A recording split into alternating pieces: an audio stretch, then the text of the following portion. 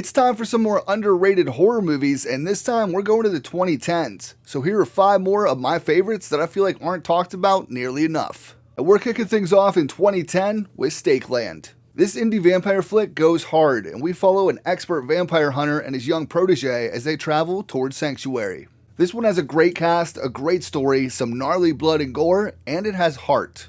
You can check out Stakeland on Screenbox, Prime Video, and Tubi. I'm surprised that 2012's No One Lives isn't talked about more, because it fucking slaps. A gang of ruthless thugs kidnap a wealthy couple who are traveling cross-country, and they soon discover that things are not what they seem. So Luke Evans is a complete badass in this film. It's action-packed, it's brutal, and it gets pretty gnarly.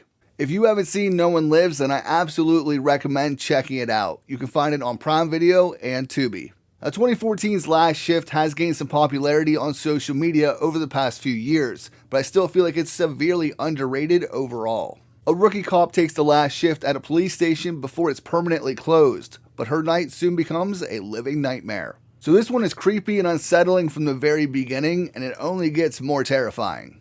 It's an indie horror with some fantastic makeup and effects, and it gets pretty gnarly. Director Anthony DiBlasi would go on to remake this film in 2023 as Malum. But in my opinion, Malum isn't nearly as effective. Last Shift is where it's at, and it's an absolute must-watch. You can find it on Plex and Tubi. This 2014 Australian zombie film was marketed as Mad Max meets Dawn of the Dead, and really there's no better description for it.